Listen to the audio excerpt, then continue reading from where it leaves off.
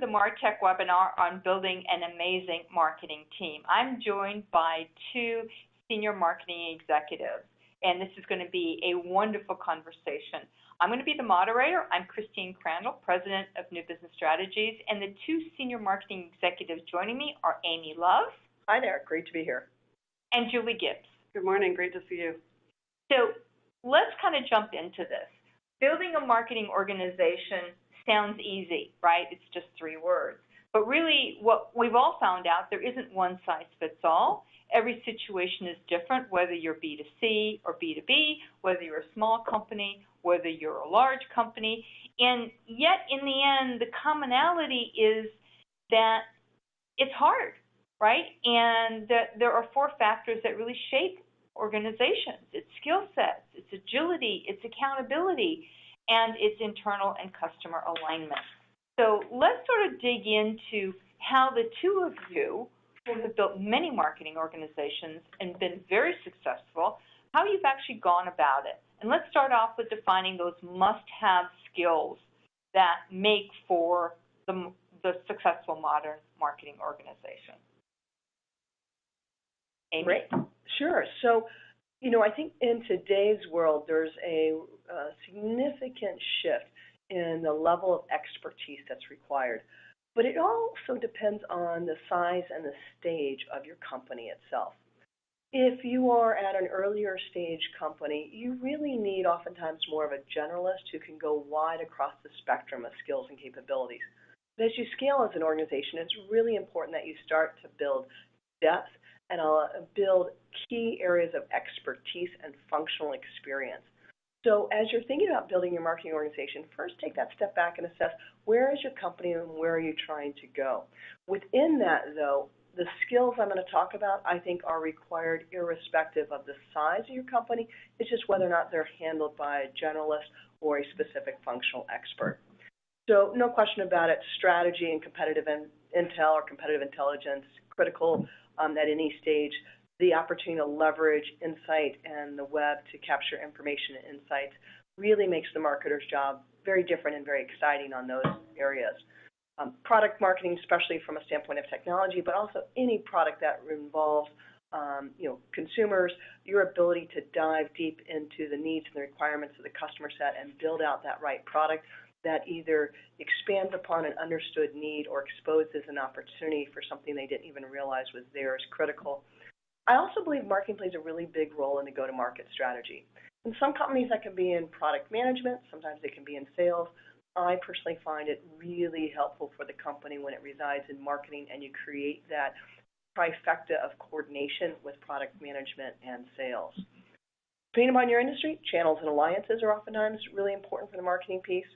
Today, you can't get away with the importance of content, marketing communications, marketing operations, obviously digital, advertising, social, everything associated on that front. But then I'll also tie in analytics. And this is a role, kind of the data scientist for marketing, I think is one of the most difficult roles to fill in today's environment, but one that's a true critical skill set for marketers to have on their team today. That's great, Amy. Thank you so much. Julie, how would you add on to that? I agree 100% with everything that Amy said. The first thing you have to do is step back and look at what stage is your company at. And you may need different resources and skill sets depending on the stage of your company and, quite frankly, the budget that you have. You also are going to struggle to find people with the right skill sets depending on where you're located. And some of the key skills today can be quite expensive. I think that analytics, it really does start and end these days with data in marketing. It's really important to not only understand the data that's available to you in the company, you have to understand how it matters to the business, what data matters to the business, and how is marketing going to align with the business KPIs.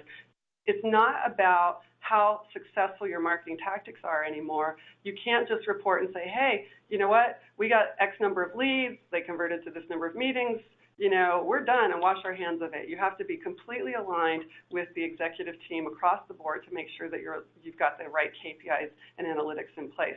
To do that, you have to hire somebody early on who might be a generalist, and it's on you as the executive to make sure that they have the tools and the training that they need to be that provider to the organization. The first value you add, particularly in a smaller organization, is that data insight and understanding of what's happening in your business, of who the customer is. So the second thing I look for is really that depth of interest and curiosity about the customer.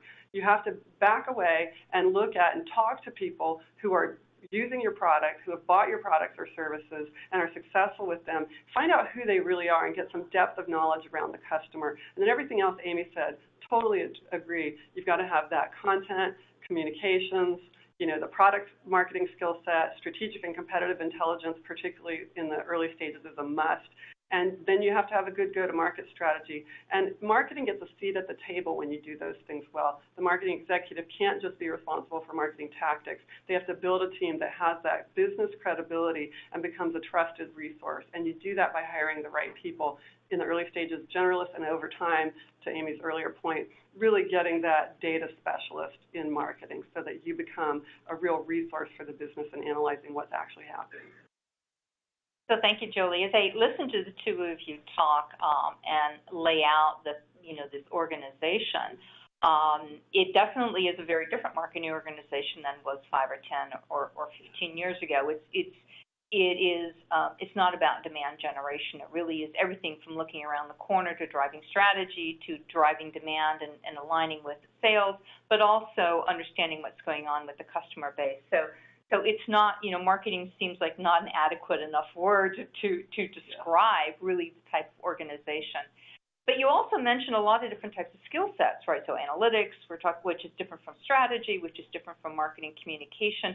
And one of the questions that I have, I'll start with you, Julie, is that I hear two things when I talk to CEOs. One is, well, we really want to hire people that are great team players and we can teach them the skills.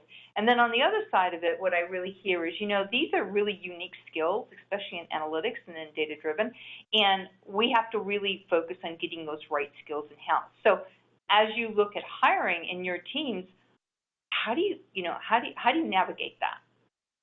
That's a great question. I think that the first thing you have to do is really look at the skills that are available to you. Just because you want depth in a certain skill set, particularly marketing analytics, that's a tough one to hire for these days. There are a lot of people who can look good on paper, and the two areas, and by on paper I mean really on LinkedIn, but they can look really strong on analytics and usually come from a demand generation background.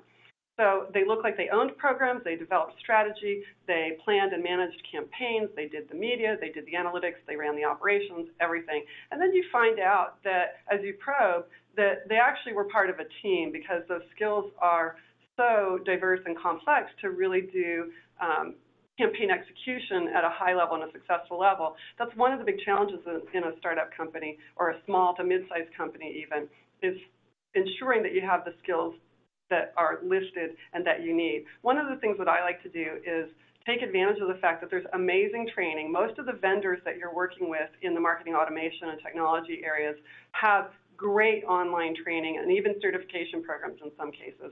So my preference is if I can't find the person who really does have the skill set match and the depth and breadth that I'm looking for and is in the area that I can afford, I'm going to hire somebody who is smart, curious, energetic, passionate, that I can invest in a little learning and maybe pay them a little less because they don't have that experience, and then I need to get them trained and certified. And that's a great career path. So I've encouraged and developed a number of less experienced folks who now are the people that I can't even hire anymore because they're too darned expensive.